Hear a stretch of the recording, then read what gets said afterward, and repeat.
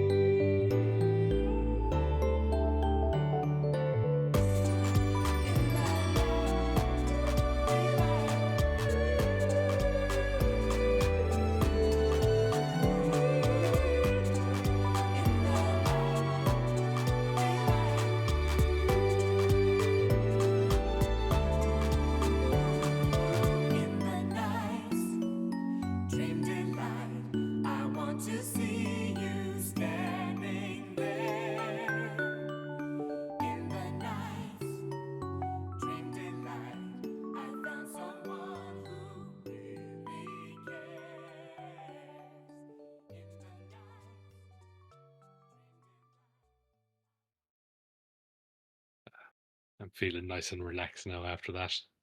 Yeah, it's Hello. oh. Yeah, how beautiful. Hello and welcome to another episode of CRT Sound System, episode 50. We made it, guys. Right. Episode fucking 50. 5-0, That's- let's go. That's right. Let's fucking go. Well, That's I'm so crazy. excited, and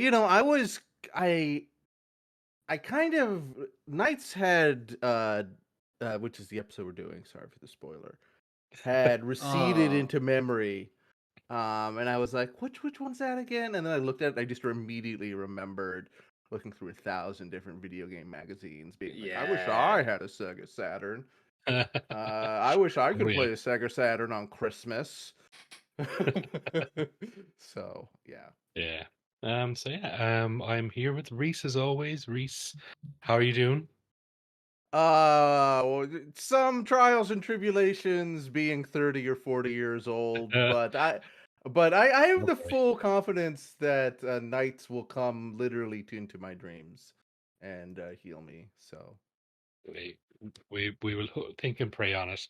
And we've got a guest this week who you heard already. That is Josh. Josh, I'm how are you? Josh. It's Josh. I'm good. I have given up on Knights ever coming to see me, but I will admire them from afar because God, that's my goat. You know, I Yeah. love that little freak. I didn't realize you were doing this fuck ass video game no one's ever heard of for bums like me as your 50th episode. That's crazy. That's sick. I love this game. I mean, I didn't really plan anything specifically for the 50th episode. It just sort of turned out that way. So, yeah. you know, but I mean, I feel like this is an important enough game that, like, 50 is good for it. Yeah, for sure. So yeah, if you'd like to just do a little quick intro, Josh, on just what Knights exactly is. I mean, not exactly, but as broadly as possible, really. All right, I'll try my best. So this Nights into Dreams is the game that Sonic Team was busy working on in the Sega Saturn era, when they weren't making a Sonic the Hedgehog game and instead leaving some American team to just kind of flounder and die on that end. Yuji Naka, Takashi Iizuka working on it as the heads of the project. It's fucking. There's a little. I'm putting off trying to define this game. It's like not a platformer, but it's like that kind of ballpark. It's like a little you control this little flying jester guy, and you put them through a bunch of hoops. It's like a score attack kind of game generally, where you have like each level is divided into four. In Nights into Dreams, each level is divided into 4 sectors, which just kind of go around in loops over and over again, trying to maximize your score before you move on to the next one. And then there's a boss at the end, whereas Knight's Journey of Dreams is more of it's a lot more varied in terms of the gameplay, where there's like there's a lot of levels that are like very similar to what I mentioned before, or there'll be ones that are like you're playing as 2 little tykes running around levels, and they're awful, but they're endearing. Fair enough. Yeah. Yeah, I suppose it's hard to describe it as a platformer, but it's also sort of not a platformer either. Yeah, no, this is the and thing. it's like one of those weird things because it's like I think we talked about it with Alton before, but just like this transitional sort of time between like 2D and 3D, where people didn't really know what a platformer was going to actually look like in the 3D world. So like Yeah. a lot of these were more experiments than they were games, I think. And just trying to Yeah. figure out what the platformer was going to look like in the third dimension. Like, and like you have this, and then obviously Mario, but there's other, there's all, you have your Gexes and your Crash Bandicoots as well, all sort of trying to figure out different ways to express platforming with Yeah. with 3 dimensions. And like this is quite an interesting one because it's like um, I haven't played it personally, but like or not very long anyway. I played when they re-released it on the Xbox 360. I got it on like it was on like a compilation disc with a bunch of other. Oh. There was like a disc that came that had like a Oh bunch of other yeah. re-releases that Sega had done all in one disc. This is the one with Uh, Sega Bass Fishing and Crazy Taxi, is it? I think so, yeah. There was a couple of them that they did at the time, yeah. But yeah, this is how I played it mostly. And I think I pretty much did like the first stage or so. But like the whole idea of just being sort of you're rotating around a big sphere, it seems to be. Yeah. Does that stay throughout the whole thing, or does it sort of get more complicated as it goes on? Or No, that's basically it. You're on like yeah, you're on a set path and it's just kind of doing laps around it. Some of yeah, them will be longer, some will be short. Like there's certain levels where one of them will take you'll only get like 2 laps around it. In that first level you probably played, there's you can go around that thing like 10 times before the yeah, timer runs down. Because in this game it's like funny. You think you're trying to fight the timer in this game. No, you're trying to like you're not trying to do it in as fast time as possible. You're trying to make the most of the time you have, which hmm. is an odd one because like even in Nights of the Dreams, it's like that, but in Night's Journey of Dreams, it's more you are trying to do things as fast as possible. So they Oh, kind of okay, moved away from that in the Wii sequel, which is the one I played first, and then I went back and played Nights in the Dreams when they released on okay, Xbox, like you interesting. mentioned. Yeah. Okay. Interesting. Yeah. I suppose. Yeah. If it would have been timing wise, that would have made sense. All right. Yeah. Yeah, I it's like a never. I never Wii. even picked up the Wii one. I think. I remember it just didn't get very good reviews, so I was just like, Yeah. yeah, whatever. It's definitely a weird one, the Wii sequel. I have a lot of fondness for it. People who like Nights in the Dreams generally don't like Journey so much unless it was the first one they played at the two. Okay. And then you'll have people who it was their first Nights game, and the fools they used the pointer controls and then went, oh, this game is very, very bad. And I was like, yeah, if you like Jaunty played that game with pointer controls, not realizing because why would you expect to like when you're fucking 12 picking up a video game for the first time, why would you expect to have to use a different controller than the one the fucking console comes with to like have the game be even slightly good? Yeah.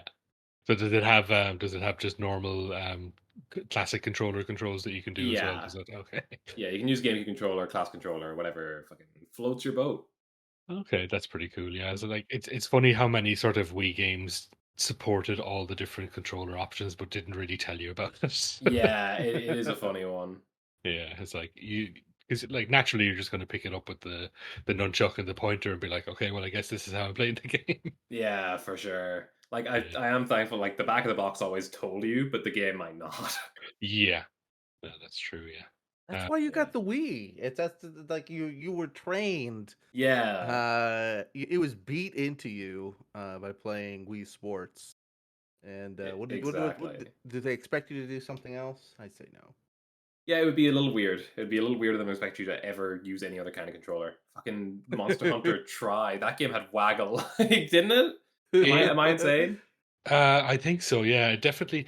Monster Hunter Try had one of the best features that sort of never came back. Was like you had like a little pointer mode where you could like click on monsters to find out information about them. Oh, I Yeah, never did yeah, that. and then yeah, they never did it again. It was just like in that one game because of that. It's one of the things, the sad things about losing the sort of the Wii and the Wii U is that like you lose those Yeah. weird little quirky elements to it. Um, but actually, yeah, now that you mentioned the controller, I think it's interesting me to sort of as a Oh parallel yeah. to the original Knights because like um that was sort of the whole thing of the original one as well, is that like it came like the original Saturn controller is a insane controller, to say the Yeah. least. It looks like a giant disc with prongs coming out of Oh, it. this thing, it's so cool. And like yeah, like the analog controller for the Saturn looks ridiculous. And I think it was Yeah. only in Japan initially. But like, yeah, it just the fact that that game was designed for sort of that one controller, and then when it came over to this part of the world, we had the massively compromised Saturn controller that we got, um, which made it a lot worse, I think, for a lot of people. Right. Yeah, I don't know. I don't think I know what that one looks like. Hang on. yeah. Look it up because it's a wild one. The Saturn analog controller is it's sort of like what the Dreamcast controller would become, but just like really morphed out of it. It's a very Oh God, it's an yeah. interesting shape, like, but yeah, it's like it's one of those Jesus. things, and like you saw it a lot in that era. Like the N64 controller is very similar, where like um it was clearly designed for one or two games, and then Yeah. everything else sort of had to compromise to make it work. Yeah. Um, and like you can understand why they just went with a digital controller eventually, but like, I love that sort of weird tech. It looks like a Taiko no Tatsujin controller. Actually, looking at it now again. Yeah, it does actually. It's funny. I think the Sega Saturn originally came with like just the fucking same as the PS1 and had just the D-pad controller, right? And I then believe so. Yeah. this game was the one that came bundled with the 3D controller. I don't know if it It came was like bundled, but it certainly was like it was released at the same time. It was okay. intended to be like, yeah. Um, and like I never had a Saturn, but it was one of those things that I just remember when the game came out, and like Reese said, looking at it in magazines and being captivated by it, um, but never feeling like I would ever want to actually own a Sega Saturn. Yeah, you for know, sure. Absolute freak console. It's so funny. It's like the more you I learn about that thing. Yeah, that is my experience with Knights above all, is it being kind of, I don't know if it was the game that was marketed most heavily for the Saturn, but it's the one that it felt like had the highest flying, no pun intended, sort of like copy behind it, where they're just like, there has not been a game like this. We have not been Yeah. able to make games like this until the Sega Saturn. It's that good. And I was just like, holy shit, I really need one of these. My parents were like, absolutely fucking not. Not a hope. And you know what? They saved you from the rest of the library not existing. So Exactly. Well, I remember I sent away for mail like a 15-minute Sega Saturn promo tape, and I showed it to my parents. So I was like, look at this. Look how cool this is. Look how cool Knights is. And they were just like, no, you have a Super Nintendo. damn. That's so sad. yeah, no, It is that was. Go ahead. oh, okay. I was just gonna say you said that marketing push about there's never been a game like this. The one thing I always think about with this game that makes me smile a little bit is just when Miyamoto apparently has gone on record saying he wishes he made this game, and I just think that's very cute. I like that a That's lot. amazing. Yeah. There's a lot of really, I think, adorable things about this game. Mm. I was so just lifted up when I learned the little fact that apparently, if you dream about knights, that's canon. You're actually meeting knights. That's what the creator says. Since he lives in your dreams, Yeah. he is somebody there, and he's just like, that's not something. And they portrayed it as like that was the genesis of the character. So it's just like we're all the little doofy boy and girl flying around. Yeah. Every flying dream anyone has ever had, they are Is knights. canon They now. are Interesting. nice. Okay. It is funny. They did do an absurd amount of research into dreams and dream theory for making this game, which I wouldn't have thought they would need to. But damn, it's appreciated. It's cool to just read about it. You know, Yeah. like I couldn't tell you half the stuff. I think one of the things I remember from an article is that I forget if it was I think it was Takashi Iizuka had become so well versed in a bunch of dream theory stuff that people would come to him in the office to be like, "Here, I had this really fucked up dream last night, man. What does it mean?" Yeah, I read that too, and then you look at the game, and it's just like, girl wants to sing, boy wants to play basketball. And you're just like, all right, so the deep research, really going Yeah. deep into young Yeah. there. Yeah, I mean, like, yeah, I suppose ultimately it's still a game for kids. So, like, Yeah. you know, Sure. you're not really going to be dealing with PTSD or like. Here's the and level where all your teeth fall out. What does that mean? Absolutely. Yeah. The Knights sequel where the members of Chapo Trap House break up in front of you over Elden Ring lore, and you ask, "What does this mean?" And everyone's like, "I don't know. You weird New Englander." Virgil was there. Yeah. Oh, thank God. Virgil was Yo. that's a real dream I had like 3 days ago. Yeah, I brought up the teeth falling out one. It's because I hear it's a common one, but also I had it like 2 weeks ago for the first time, and I don't. Oh wow. I'm like, what does that mean? Oh no. Well, Yeah. you If know you who know you what can a ask. I have to send a letter to Takashi Iizuka. Yeah. yeah, listen, drop a comment on the podcast if you can analyze our dreams and tell us what's Takashi happening to us. Iizuka, if you're listening, you can contact Josh Please. directly. All right, so yeah, we'll jump into the first block of tracks anyway, and then I want to talk a bit about the people who made the music, because that's the main reason we're here anyway. So from Nights into Dreams. So again, the first couple of blocks here from the Sega Saturn game. So by Tomoko Sasaki. First track is Gate of Your Dream. Then I have a Paternal Horn complete version. And then last track in the block is The Mantle.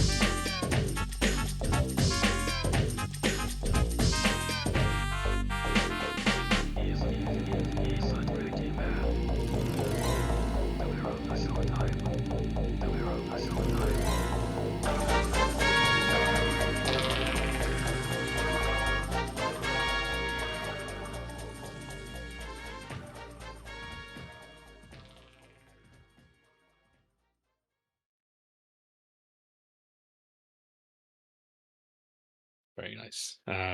You were saying, Josh, that the last track, the Mantle, is one that sort of lives in your brain.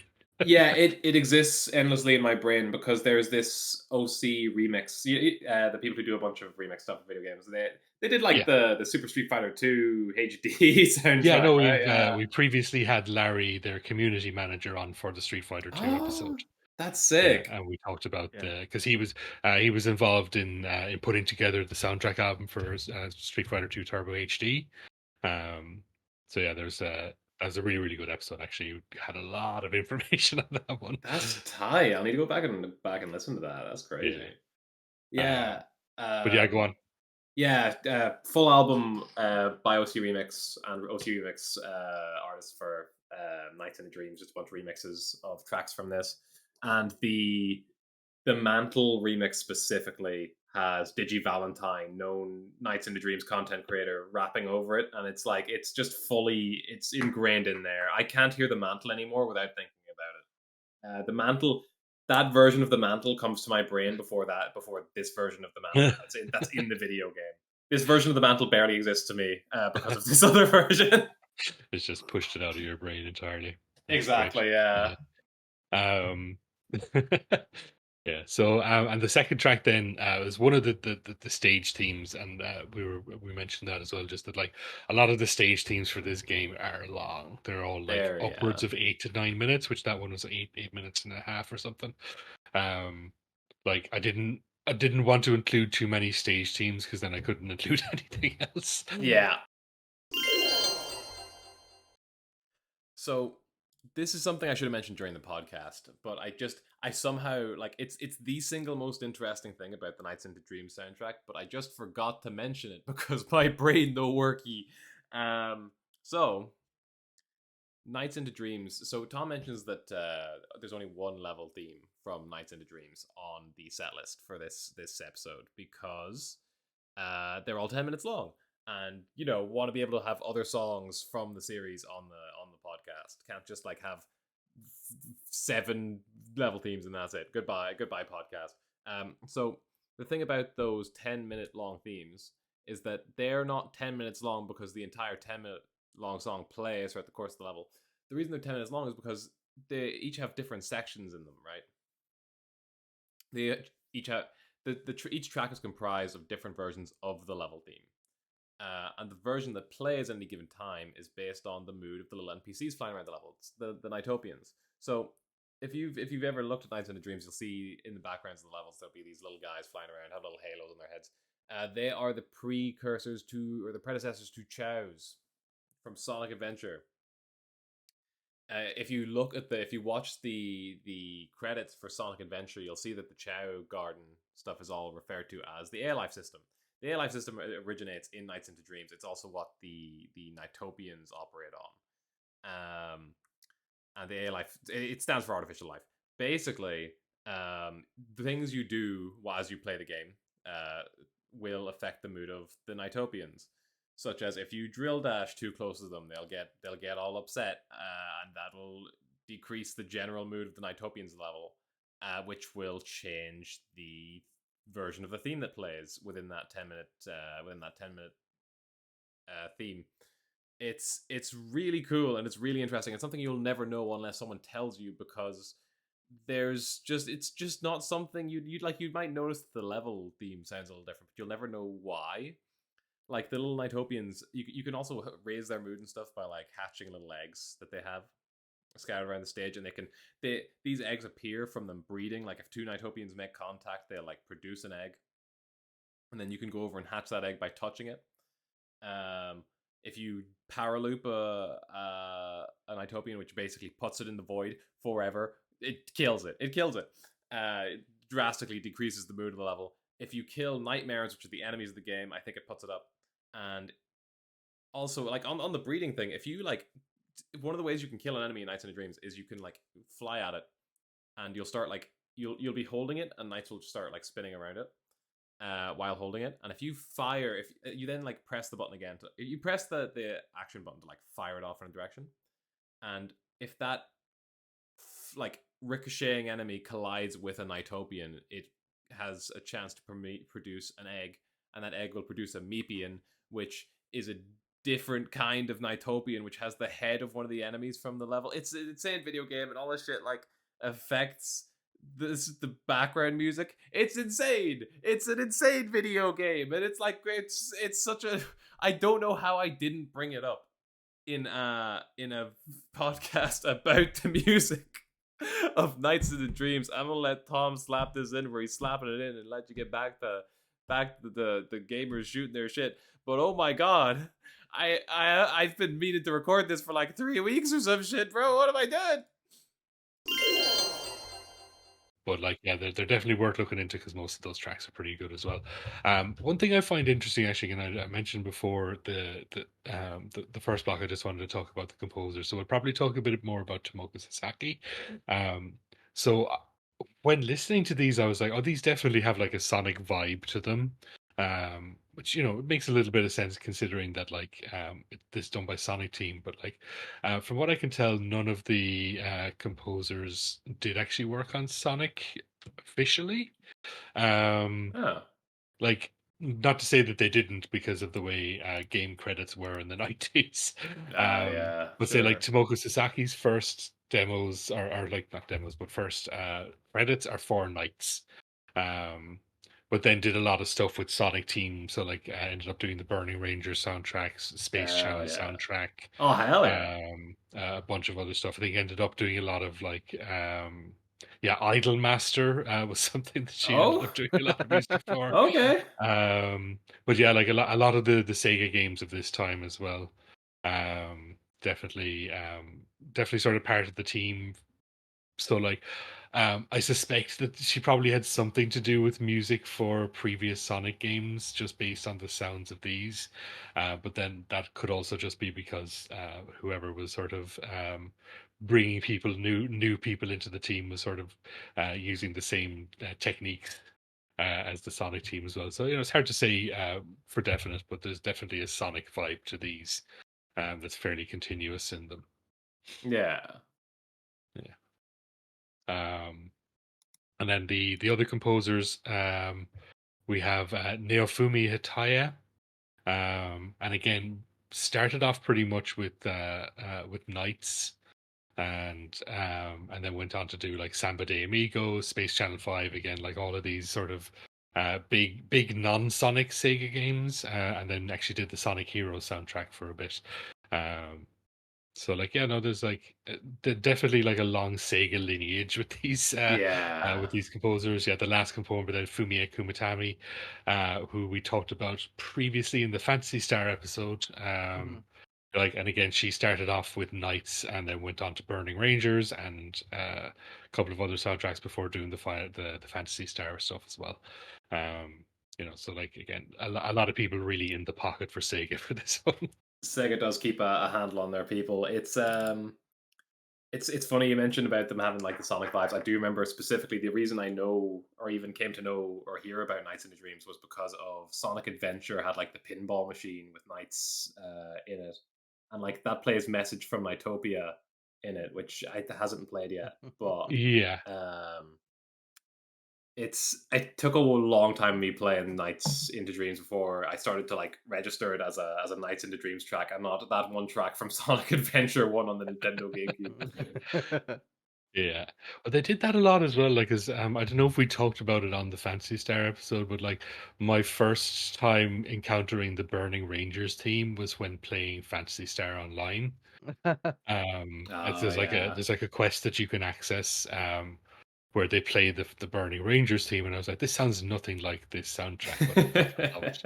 And then you know, I went searching to find out what this song was, and you know, found out about Burning Rangers, but like.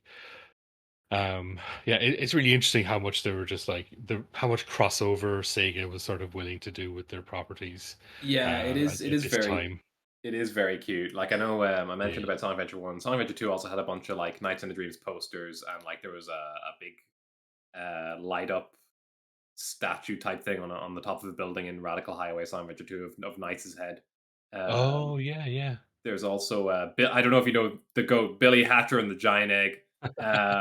There are a lot of little cameo eggs in that game where like it's got the Sonic Team logo on it, and if you hatch it, a Sonic Team character pops out. In fact, I think some of them aren't even necessarily Sonic Team characters. The first one you get is like a Chow, and there's Sonic, there's Knuckles, there's Tails. I think it's Rappy from Fantasy Star Online. Actually, is it Rappy? Rappies are from Fantasy Star, yeah. Yeah. The little sort of penguiny looking things. Yeah. Yellow penguins, yeah. Yeah. It also has Knights in. I think Knights is one of the last ones you get. And there's what is it? Samadimi. It's Samadimigo and I think Kapu from Choo Choo Rocket. I don't think those are Sonic Team, but it is cute. There's a lot of that kind of thing around that era. I feel like Samba de Amigo surely is Sonic Team, isn't it? I'm gonna give it a look because I'm curious about that. I feel like it's Yeah, at it least is in Sonic orbit. Team. Oh, it is Sonic Team. Okay. Yeah. Wow. And I'm reasonably sure Choo Choo Rocket is as well. Not to be like. Okay. Wow. Oh no! I understand how it is. It's fine. No, but not to say. Yeah, no, it is Choo Choo. I'm not mad. I didn't want to be just like Googling shit on the podcast, but like. Yeah, fair. You know, but I was just like, I'm fairly sure Choo Choo Rocket was one of them. Yeah. Well, I mean, you have to make the Samba del Amigo connection because that's a whole aspect of Sonic and All Star Racing's transformed. So clearly they're yeah. I mean, that's probably the ultimate culmination of Sega just putting a bunch of shit. Yeah. And it works for the best because I think both me and Reese have talked about how it's our favorite kart racing game. The first absolutely. one of them are transformed. Transformed absolutely. Slaps. Yeah, it's so good. And I always say the Wii version is the best version because you can do 5 players. Oh, hell yeah! You can do 4 on the TV and 1 on the Wii gamepad. Yeah, and it fucking whips ass. Not even they don't even let you do that on Mario Kart. So like, that's messed up. That's great. That's really just like that feels like Sega just clowning on Nintendo, being like, "Oh, you want to do 4-player? Well, fuck you. We've got 5." Yeah, Knights in All Stars Racing Transformed is doing some freak shit though. The Knights car is like fully horrifying. And like it's based on a bunch of transformations they have in Journey of Dreams, which are all equally horrifying. I don't like them. They're really strange. They love turning into a vehicle in that era. It's upsetting. It's very upsetting. Yeah, I'm just looking at it now, and I've completely forgotten how upsetting that design is. Yeah, I need to look at Reala's because Reala is in there as well, and I think it's less bad, but it's still. Oh my god! It's still upsetting. Yeah, Reala's is definitely less upsetting. If you're listening to the podcast, just pause the game now and search Sonic Racing All Stars Transformed Knights. Yeah, and just prepare to be horrified. Oh god! I may actually make this the thumbnail for the episode. This is a serial killer in the Cars universe. This is awful. Yeah, incredibly cursed. Oh my god! Yeah, I completely forgot how bad that was. I'm closing this window. Oh, the Reala one kind of whips though, because it's just got the big mask. Oh yeah. If you get nothing else from this episode, go play Sonic All Star Racing Transformed. I think it's fast, and is available on most things. I think. Yeah, it's definitely on Steam anyway. So yeah. So I think we're going to jump into the next block of tracks anyway. So I've got 4 more again from Nights into Dreams. First track is by Naofumi Hataya, which is called After the Dream. Then I have another track by Tomoko Sasaki called Growing Wings. And then 2 more tracks by Naofumi Hataya. First is called Nights in Reala. And then second one is the one Josh mentioned earlier, which is called Message from Nightopia.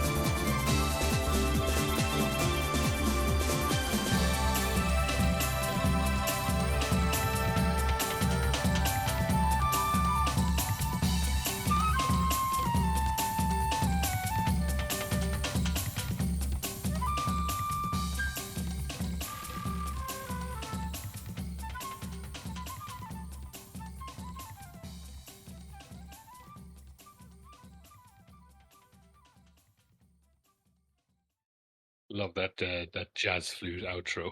It's so Wonderful. good. Very cool. Yeah. That was the one Josh was saying was appears in Sonic Adventure, the first Sonic Yeah. Adventure. Yeah.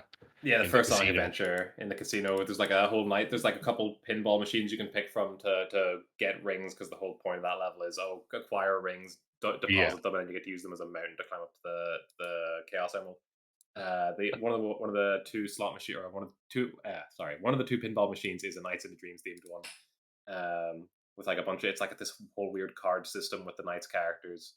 Mm. 3 different areas of the pinball machine, where it's like the first one is just like the Knights area, the second one is the Reala section, and there's a back area you just kind of fly around for a little bit, where Knights is there, just kind of chilling, flying around. There's an idiot palace that goes hard.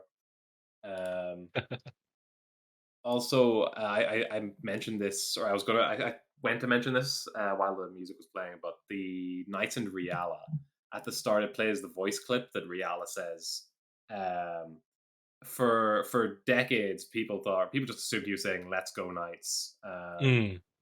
It turns out, I think it was Takashi Iizuka again said in interviews, like, no, that's actually, he's not saying "Let's go Knights." He's saying, I think it was it Bushido Knights, which isn't, as far as the game is concerned, isn't a real word. It's dream language. It's Babel. Okay. And in that dream language, he's saying, oh no, people thought he was saying "there is no Knights" in English, but what he's actually saying is "Let's go Knights" in the dream Babel. Okay. That's what it is. Yeah. Which is unfortunate, because that's very cute, but also "there is no Knights" goes kind of hard. I mean, that's that's kind of what works so well about this game, at least kind of researching it from afar, is that the dream aspect. And they leaned into it just so it's just like all these different elements just work. It all works really well. And the music is so kind of like upbeat and dreamy, which gives it, I think, a touch more license to be like silly. Yeah. And it really jams. And I think that's what I drew from it, is that it looks like a real fun game to play, but just like the music just kind of makes it just like this next level thing where you just like want to just vibe with Knights for the whole experience. I imagine that once you play it the first or second times, you can just blast through the whole game in like an hour or something like that. And it seems really fun. And I like that Knights is it's like a shared dreamscape. The kids help each other in the final level. It's just this extremely weird experience. Knights is everywhere. Knights is nowhere. Knights lives in Sonic's dreams just as much as our own. It's true. It rips. And I'm not to get to jump the gun, but I'm very excited for the next block too, because I feel that plays into it quite effectively. Yeah, no, that's yeah. I had something to follow up on that, and I just completely lost my train of thought. Yeah, I had something there, and then it was. I'm glad I left you speechless instead of saying such a word salad. You just had to No, stare agape at the podcast window. I think I'm just probably a bit too stoned as well. So wonderful, excellent. Hell yeah, love to see it. This is the game for it. It's true. No, genuinely, you're right. Yeah. Yeah.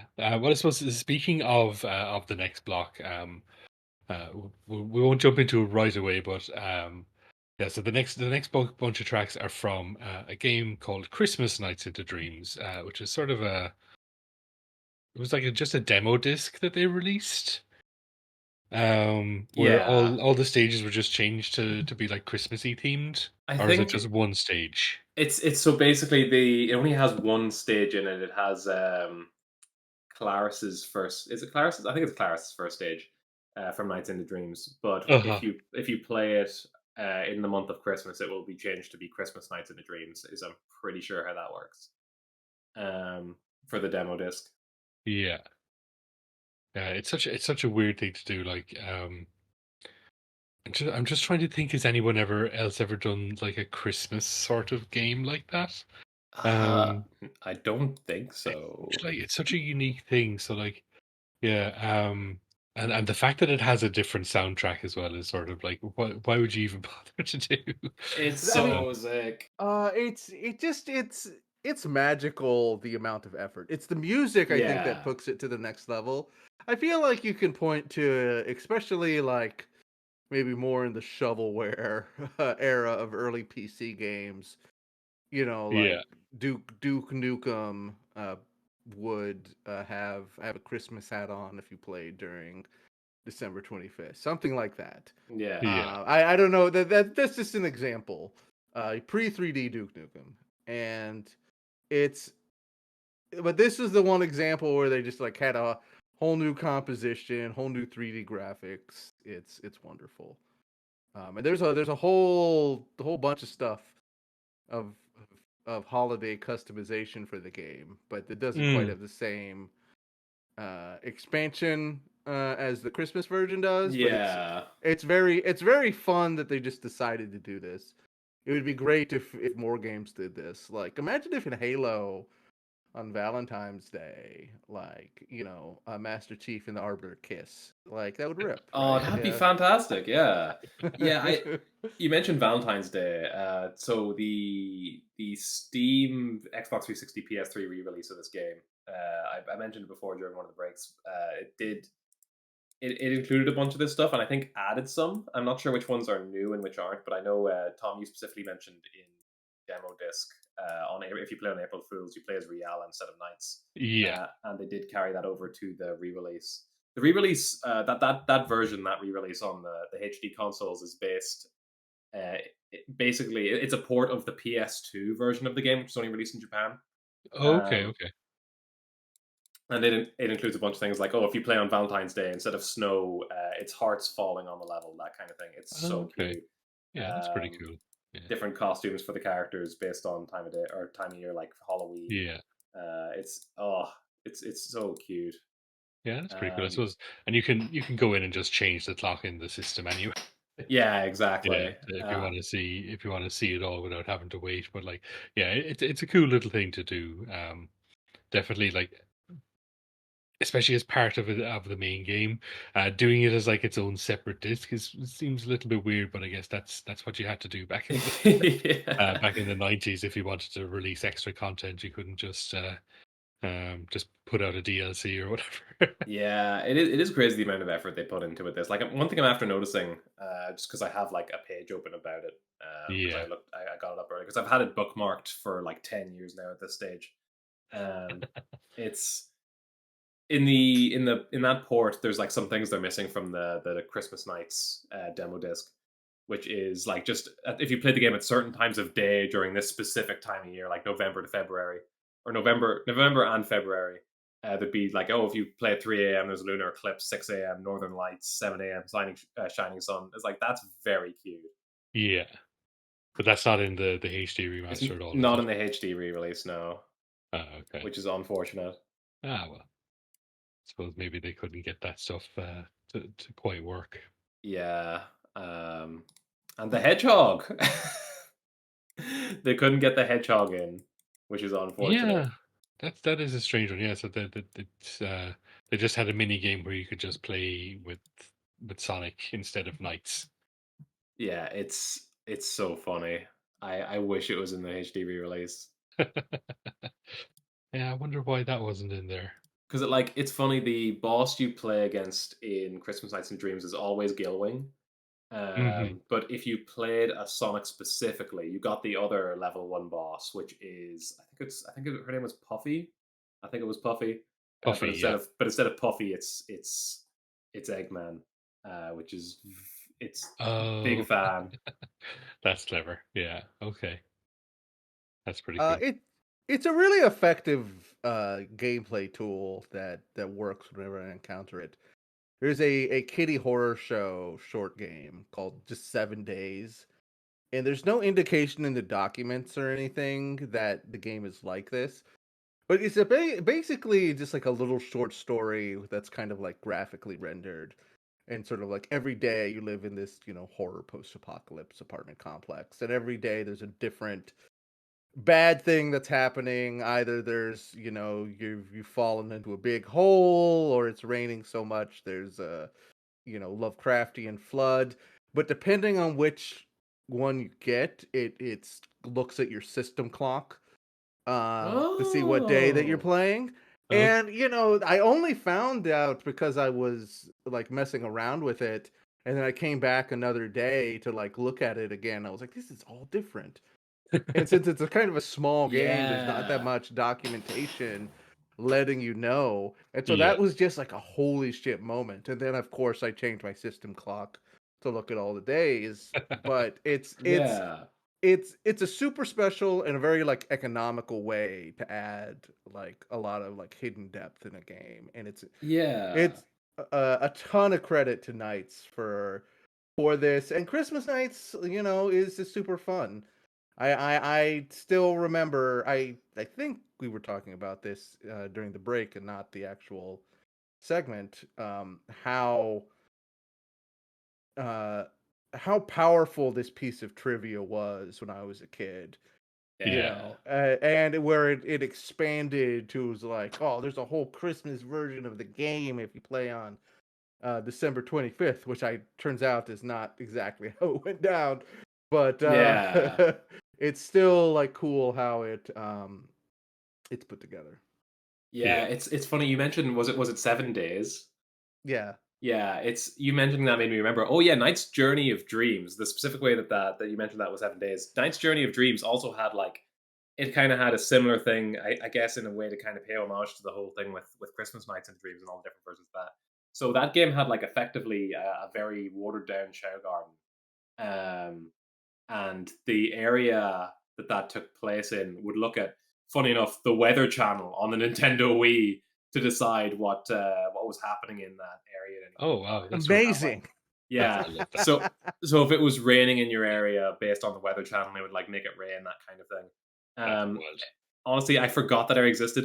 If I had remembered, I would have gotten you to put one of the tracks from it on there because it's so good. It's such a nice little thing. But I'll just like there's like 4 versions, and one of them is I think a lot better than the others. So it's a thing of like I'd have to go find it or whatever. But oh well.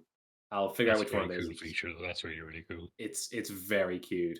Um, See again, like that. It's the thing I was saying with why the Wii and the Wii U sort of are lost to us now is like the unique things that those systems would do. Like yeah, it's whether it's control stuff or whether it's accessing data like that, or even stuff like the Miiverse. Like I remember playing with a friend of mine, Smash 4, with the Miiverse stage, and it would put up posts about the characters you were playing on the background.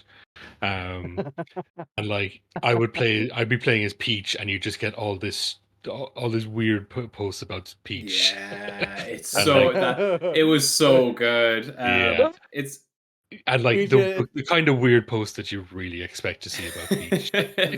just thinking about Princess Peach feet, yeah, while Peach's you're feet, where Peach is true. pulling turnips out of, all those sort of things. Yeah, it's let's And go. just multiply that by whatever characters you want to play, and how much of a sicko their fandom is. So like, yeah, it's funny you mentioned about the unique little features of the system from around that era. The Wii remote having like storage in it is always one that I think of now, where it's like, oh, yeah, you got to like put your Wii or like your Mii on there put and your take it me to on and bring it another to someone console. else's. Yeah, Monster Hunter, you got to take your build on there or whatever. yeah. I think I forget if Knight's Journey of Dreams had something like that with that little Chow Garden thing I mentioned. I'm not sure. I'd That sounds have to about right. yeah. Yeah. That's yeah. Yeah, it's just it's something you miss on the Switch. Really, the Switch is it Yeah. doesn't have those little Nintendo-y touches that sort of Exactly. yeah, that elevate things. Um, but yeah, let's move on to the next set of tracks. So I have three tracks here from Christmas Nights. Um, so the first one is a remix of the last track we listened to, "Message from Nightopia." That's by Naofumi Hataya, and the remix is by Tomoko Sasaki. Then I have "The Dragon Gave a Loud Scream: in Holy Night." I love that um, one. It's then so the last good. track is Rolling Eggman, which is, I presume, from the boss fight with Dr. Eggman.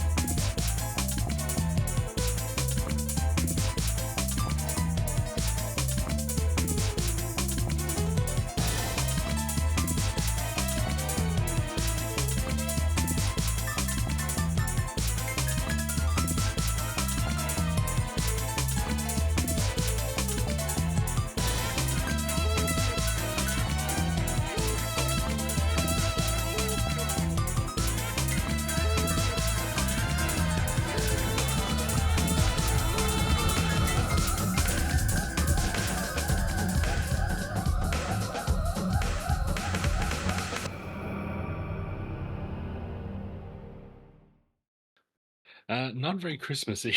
It's close enough. In places, yeah.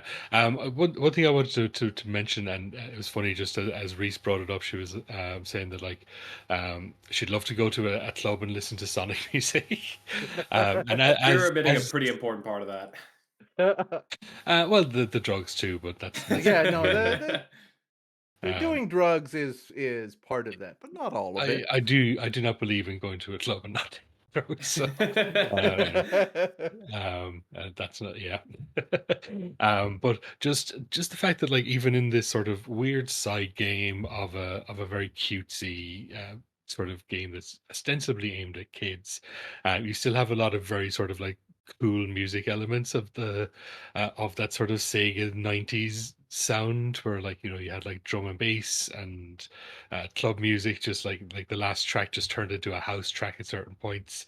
The dragon gave a loud scream is just wild. Like it starts off with like drum and Nice. bass, and it's got like Christmas bells and flutes, and then like about halfway through it just shifts, and you just get all these futuristic synths coming in and everything. And it's like, yeah, it's really wild when people just will throw shit like that into a video game soundtrack. And that was sort of, yeah, it's just such a cool thing to do. I love it. And how did you feel, Josh, about the remix for Message from Nightopia? I'm not gonna lie, I was struggling to pick up the differences, but it's Yeah. that part at the start, that part at the start where it builds up initially. I have no idea. I feel like I've never heard that, so I need to like go back and because I don't remember what on the HD version if the message from Nightopia was that version or if it just was the version I'm used to, original. or if it's like if it is just a thing with the port. So I'll have to check on that Yeah. at some stage. I'd be curious about that actually. Yeah. Because when it first came on, you're like, I'm not familiar with this. Yeah. And I say I do think there's significant differences between both versions, but like, as I say, otherwise I wouldn't have included both. Yeah, for sure. But yeah, so the next thing to talk about then is we've sort of briefly touched on it in previous sections, but much later then there was a sequel, I think 10 years later. It Yeah. was like what, 2007. So there was a sequel on the Wii. And as I say, we talked about it a little bit before, but does it more or less play the same, Josh, or is it sort of It's funny. So Nights into Dreams is constantly like a side-on perspective, mhm. and the controls are very.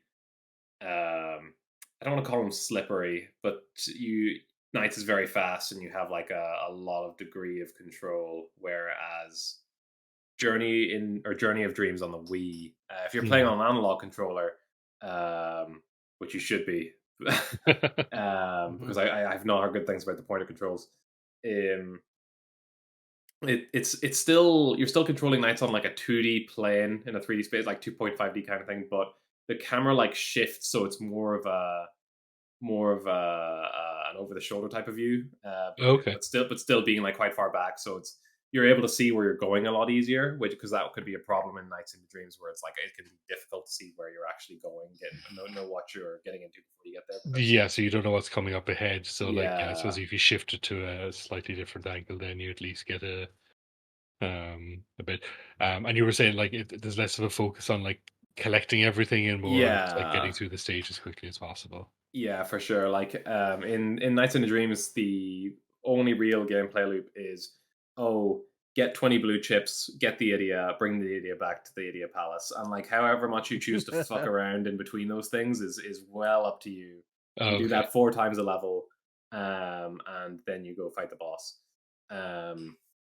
In Knight's Journey of Dreams, the main gameplay segments are you are trying to fly after a bird that has a key to Knight's cage. You don't worry about the fact that Knight's is currently out of the cage. Don't sweat it. Dream It's logic. dream logic, exactly. The actual justification is that Knights can leave the cage if one of these kids lets them out. Like the way Knights in both these games, Knights will dualize with the child that you're playing as that you've chosen. Yeah. Which basically means just to fuse with them. And because that kid has the idiot of courage, and there are 5 different idiots with the Courage one, the one for Courage is the strongest one. It gives knights the ability to just leave their confinement. In Nights and Dreams, that's the Idiot Palace, and in Knights Journey Dreams, that's the cage that they get slapped into. But yeah, Knights has to fly around after this bird and catch it and take the key and then finish the lap, which will break that cage, and then they have to do it for the other cages in the level. Okay. So they can't get thrown back in there. Yeah. And so, as opposed to Nights into Dreams, where you just spend as much time as you can in the levels trying to collect things, it's in Nights Journey Dreams. Just get through there, just get that key and get the hell out of here. And your time is the real score factor thing. Yeah, and you mentioned as well, like not quite as well received by Knights fans. Is there a particular reason for that, or there's so there's that. I say that's like the main gameplay style. There are 3 different worlds per character, I think. Much like how there are like 3 individual levels for each kid in Nights into Dreams.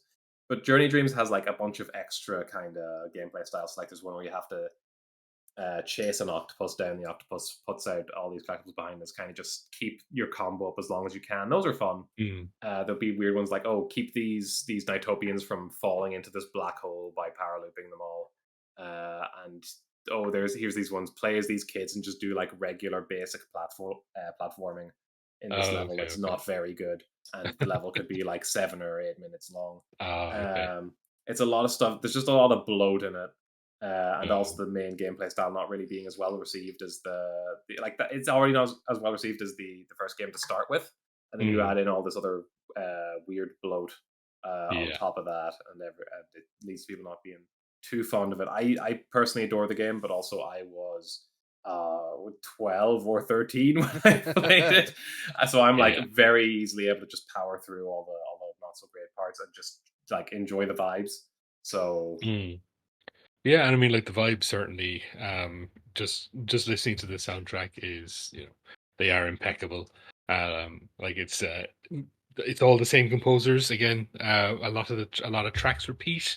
A lot of tracks got like little remixes or different versions. And then there's a bunch of new tracks as well. So like it's a good mix. Like. As I say, I probably would never have had a reason to do both of these albums separately, but it's nice when I can do them all together and everything sort of feels like it's all part of the same. Yeah. In my experience watching the Let's Plays back to back, there is a certain magic that the Journey into Dreams rather, had. Like there's just like the select screen where the kid is just floating and looking in awe at the stars, and that works. That hits. It's very good. Watching the gameplay, it felt like the rough edges being sanded down sort of hurts the game in certain ways, at least from a like trying to synthesize what it's like to do stuff like that in a game. It seems like the levels are longer, they're less frenetic, which is good from like a mechanic standpoint. But then it's just like, it just felt like that you're doing these really long chains and stuff. And it just felt like was not nearly as compelling to watch. And that's different from the play, but it sounds like there was something a little bit lost in translation because they tried to make it more of a more real modern game. Yeah, for robust. Sure. Yeah, it makes sense. But the music bangs. It does. And the most important part, I think, with the music banging is that it keeps that dream whimsy that is incredibly hard, I think, to like pin down or synthesize. But it still does have that. So yeah, I'm even still just incredibly valid. Yeah, I'm even just looking at like the album cover for the Night's Journey of Dream soundtrack that's currently open here. Is like God, there's like a magic to this image that I do adore. Like the lighting, it's just I don't know. Like even with Journey of Dreams not really hitting the same way as the original game. I think in a lot of the presentation with the kids and that kind of thing, like the CG cutscenes, like this game does still have a lot of merit with like. I think the vibes are in some places a lot nicer with that kind of thing. I don't know, like I think of the ending of Journey of Dreams where it's like the two kids meet in person, and it before they can even like they go to touch each other's hands just to make sure they're real, and snow falls on one of their hands before they can even do it. And it's just they start laughing about it. It's just very cute. There's like some things that this game has, or that the Wii game has, for like just the I don't want to say vibes. I need to have more of a fucking diction going on here. My brain is fully rotted, but you're picking up what I'm putting down. Yeah, no, like 100%. Yeah, it's hard not to just say it's all vibes, but like you can really it's hard to deny when it's right there. Vibes is legal on the podcast. I'm the world's worst sinner when it comes to using vibes for just about any noun I can. Hell yeah. So you're fine. Yeah. You're emitting good vibes. I'm glad to hear it. And I agree with you. Watching the cutscenes in the Let's Play, I was kind of like very charmed by it. And then you get to the gameplay, and I was like, yeah, we're flying. This is cool. It didn't have the same sort of like, oh, I wanna sit down and go play that I did with the original Knights, but it was a little bit more interesting and constructed, and had the stuffy owl man and stuff like that. Yes, I love Owl. I was like trying to remember his name for a second. Then I went, oh yeah, no, it is literally just Owl. Great. All right. So let's jump on to the first block of tracks from Knight's Journey to Dreams. So first track, I think these are all from Naofumi Hataya. So yeah, first track is Sweeping Seashore Marine Escape. Then Cowardly Custard, Catch Me If You Can. And then last track is Giant Girania Hard Version.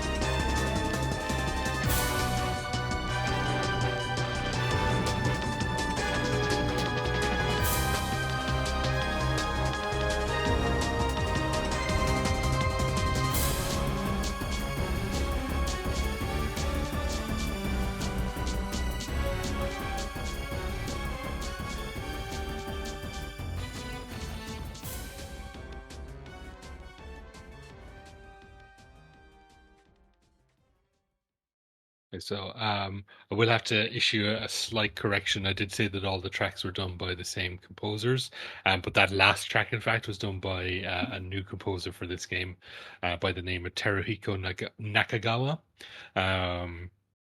So not a name I was familiar with, but when I was looking him up here on BGMDB, like I see him on the Sonic Rush soundtrack. I see him on Gun Valkyrie, Shinobi, Kunoichi, and most importantly, Dengeki Bunko Fighting Climax. Yo.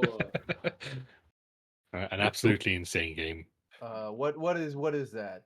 I'm unfamiliar with Dengeki Bunko Fighting Climax. It's just like it's a really stupid anime fighter.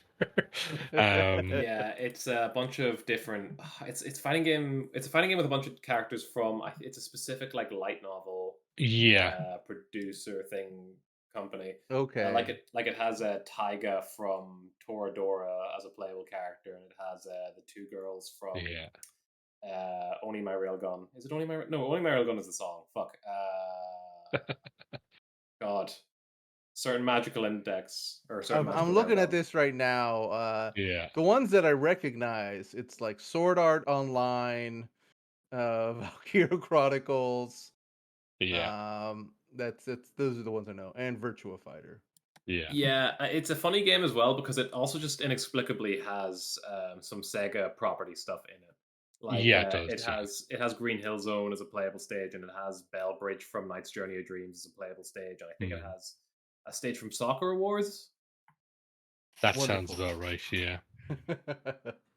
But like, yeah, and it's like it's a little bit porny as well. I think like, Yeah, anime like fighting game. yeah, like, but even more so, like there's some stuff here I'm looking at on the VGMDB page. It's like quite explicit. Oh, it Even has for it does have what is her name? The girl from Oremo in it. yeah, Oremo, that one. It has the kid sister character, and it's like, oh no, oh geez, oh man, yeah, like there's definitely shit going on here, but also like developed by French Bread, yeah, who make good fighting games. So like it's a pretty solid fighter from what I've heard. But it's just like the character roster and all the weird shit around the where they come from is sort of definitely gives it a weird sheen. yeah, I clicked on the one that was mentioned and read the plot, and I have to agree totally about the weird sheen, the dark shadow that is cast Yeah. over this fighting game roster. That I honestly can't help but respect. I mean, like that's part of what like you have to take the good with the bad when it comes to anime fighters. I think like if that's a scene you want to be involved with, there's a baseline level of just perversion that you have to be willing to put up with. You don't gotta yeah, explain yeah. that to me as a Danganronpa fan. I get Oh what no, I get what it takes to yeah, be invested in anything anime related. yeah. There is you put part of your soul on the scales, and in return you get anime media. Yeah, for sure. Real quick, I'm also going to issue a correction. Yeah. Cowardly Custard is the track from the cutscene with the the cutscenes with the octopus fella, and Catch Me If You Can is the one from the actual gameplay with it. Oh, okay, Which is okay. why I was like looking at both of them, like I'm pretty sure these are both the little octopus guy, Oh, but I okay. don't know which one's there. That's fair enough. So yeah, I'd say I didn't put much consideration as to where these appeared in the game. So it's a good thing I suppose that I put them together. Yeah. And in the correct order. Go Yeah, oh incredible. me, yeah.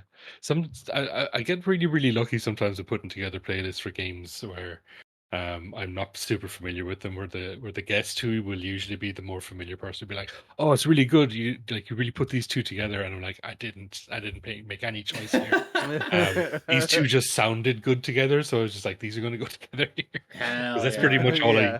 unless I really know the game well, I'll generally sort of do it just purely based on my own vibes. Well, I feel like too is like you get to a certain point in fandom game, or in fandom mind rather, and any Mm, game is the whatever track you put together. It's like, oh, this makes sense because this and this, and Yeah. they could make that connection between any two tracks.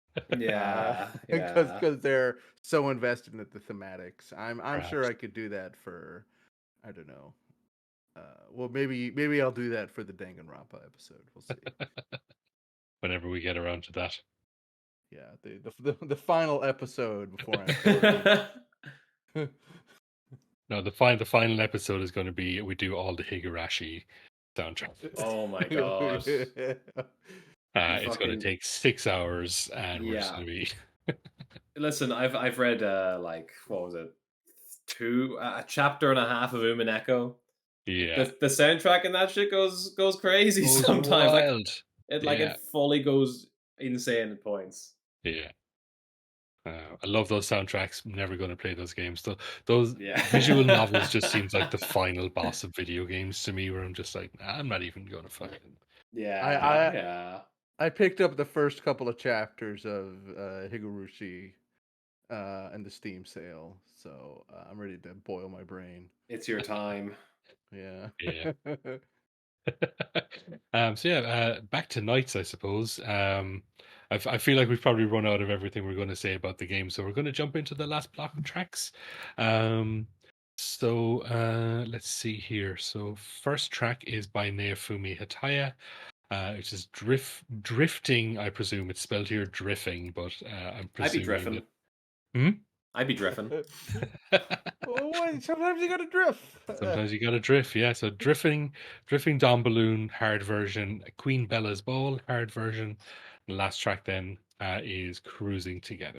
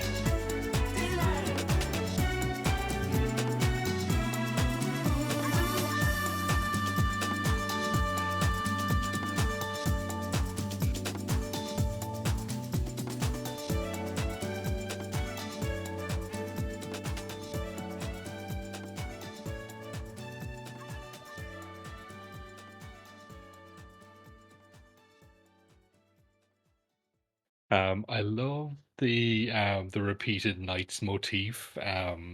Sort of you've heard it out in a bunch of tracks so far, but just that like that little knights jingle that sort of goes through a lot of the tracks, and I love the way they sort of incorporate it into so many different tracks in different ways. I like we recently recorded an episode that you won't, if you're listening to this, you won't be listening to it for another couple of weeks, but for No More Heroes, and how that sort of always in almost every track incorporates that No More Heroes theme in some way or another, and it's really cool when you see people playing around with sound like that. And I also love all the different vocal versions of the Dreams that sort of come across. Like we had the Located Link mix, which we opened with, and then Cruising Together has those vocals. We're going to go out with another version of Dreams, but there's also like a version that the kids sing, and there's a bunch of different versions of Dreams that are all sort of worth checking out in their own ways. Oh yeah, no, they're all fantastic. Yeah. I adore them. And I really want to just say the Queen Bella's Ball. What a fucking tune! It fucking rips, dude. I like it's of all the boss themes from this game specifically. It is I haven't really listened to any other ones very much. That one I have gone out of my way to listen to several times. It's so Yeah. good. Yeah, and like you were talking about something, Josh, and I was just fully focused on the music. And just like I felt rude, but also just like I'm just going to fucking vibe with this music. I don't give a Yeah, shit. no, you were right. You were right to do it. And It's like so I just good. kept thinking, like they can't keep getting away with this. Like it's something I constantly talk about with video game music, but like the ways you can sort of fuck around with genre in a video game that you could not get away with if you were making just normal mainstream music. Um, like, you know, you have that sort of orchestral sort of going on at the front, and then you've got like a disco beat in the background, and then like trumpets come in out of nowhere, and then there's fuzz guitar and shit all over the place, and it's like you couldn't do that anywhere else than in a video game, I think, and that's one of my favorite things about video game music. Yeah, it is so good. I do adore that kind of shit. On Dreams, actually, there is one version of it in particular that I've just remembered exists, and I think it might be my favorite, but I'm not sure. The Sweet Snow version Okay. is gorgeous. It's so it plays it plays after the true ending of Journey of Dreams. Mm. They got for that one specifically. They got I think was it Claris's voice actor from the first game back to do it. Oh, okay. Which is and it's so good. It's just it's a lot much more slowed down, chill version. You got the Mm. violins. It's just give it a listen if you get the chance. It is so nice. Yeah, Hell yeah. absolutely. The other version I suppose I would call out would be the version by Blind Spot. Oh, So Blind Spot is like, so in the 90s the Sega Sound Team band existed. Um and after they sort of disbanded, they reformed and called themselves Blind Spot. I've actually streamed their live concert in the past on oh, our Twitch. Definitely well worth watching. But on one of their albums, they have a cover of Dreams with some different vocalists, and it's really good. I would definitely recommend tracking down anything Blind Spot have done just for really good covers of Sega music. Um, but that version in particular is probably my favorite one, and I really debated putting it in, but I was like, no, I'm just going to leave it out because I want to do a Blind Spot episode in the future. hell yeah. Because yeah, that's or just like video game house bands, whatever you want to call it. Yeah, I definitely want to do some more on those guys in the future. But yeah, I think with that we'll finish up the episode because Reese has to go. She's got That's a true. Vigato recording shortly. So, Josh, thanks so much for joining us. It was real fun to have you on. Really good chat. I love having a good time with Josh is a good time spent. Thank you so much. I Thank you for having me. It's I Yeah, a had a beautiful I had thing. a I had a good time with Josh. I think that's true. fantastic. We all love a good time with Josh. And no one would ever lie about this. They have no reason to. Exactly. No, Have you we've got never lied any? once. Have you got anything you want to plug or just Oh, yeah. generally invite people to see? Go on. I stream. I be streaming on twitch.television. Yeah. Twitch.tv/jester_.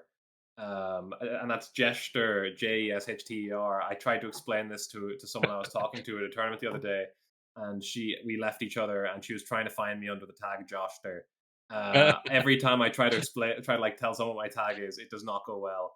Yeah. Which in a respect works for me because I specifically made it this, knowing that it would be difficult for people to pronounce. I was like, oh, that's great. People will just call me Josh.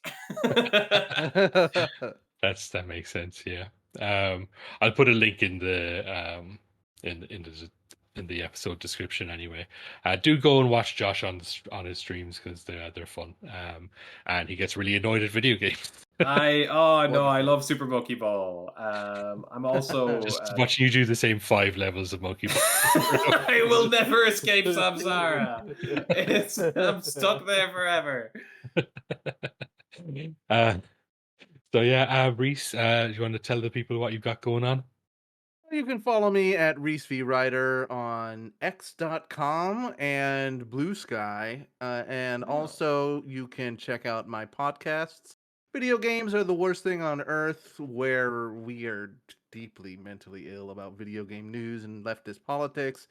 And Existential Warfare, where we are deeply mentally well about, finding good stuff in this bad world.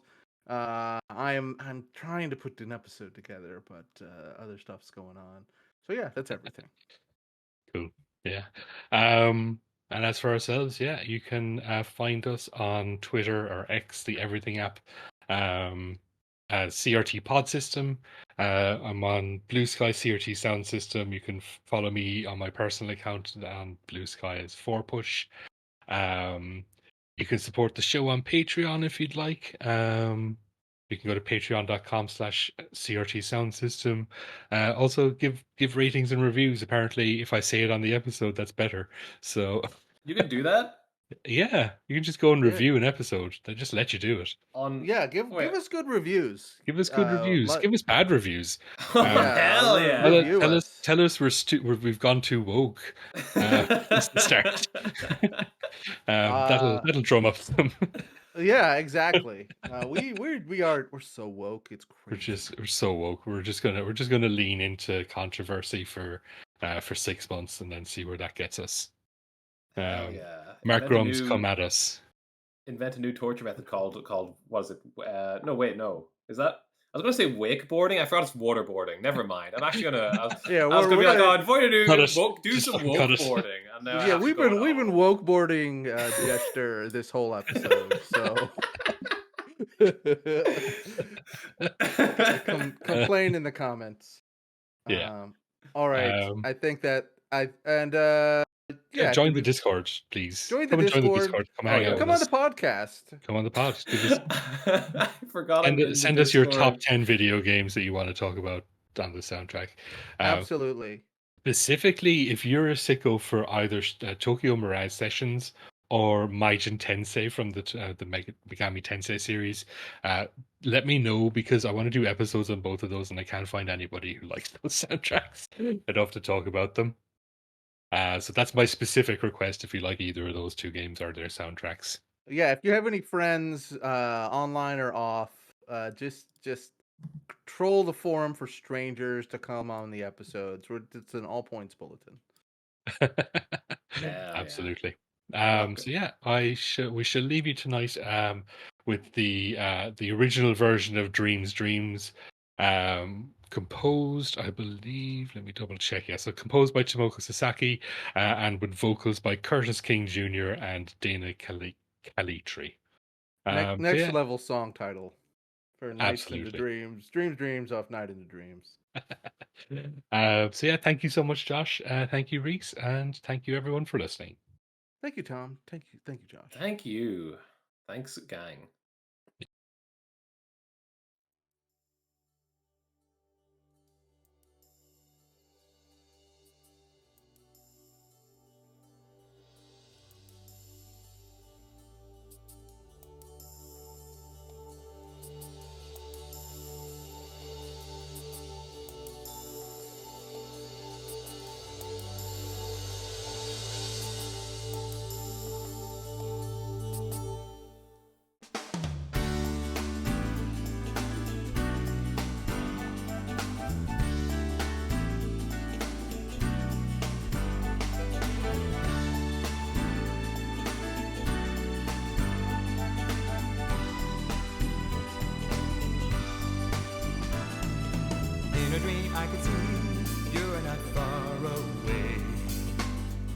Anytime, any place, I can see your face. You're that special one that I've been waiting for, and I hope you're looking for someone like me. In my dreams, I can hear you calling me in the night. Everything's so sweet in your eyes. I feel there's so much inside.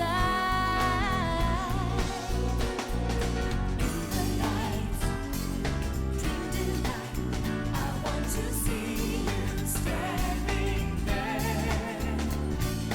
In the night, dream delight, I found someone who really cares.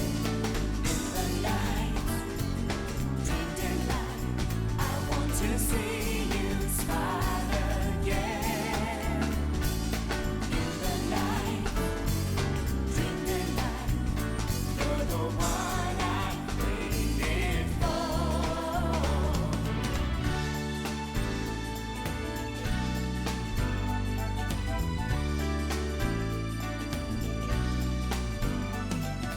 In a dream we can do everything we want to.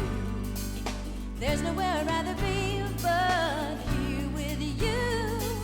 The stars above light the way only for you and I.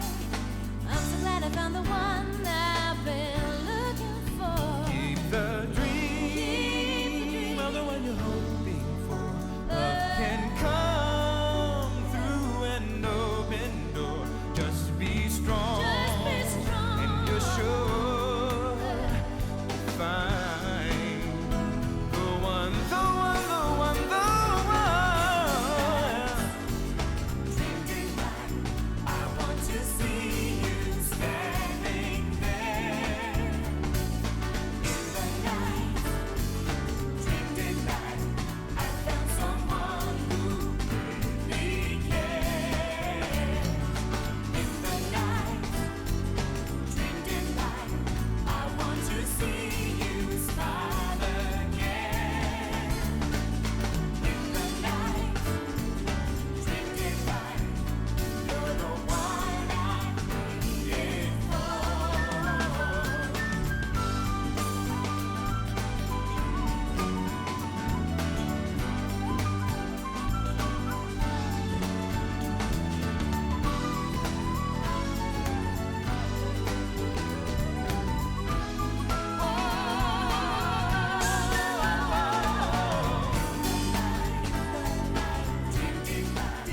I want to see you standing there. In the night, dream delight, I found someone who really cares. In the night, dream delight, I want to see you smile again. In the night, dream delight, you're the one I waited for. The one, In the night, Oh, baby, you and me. we could be together forever.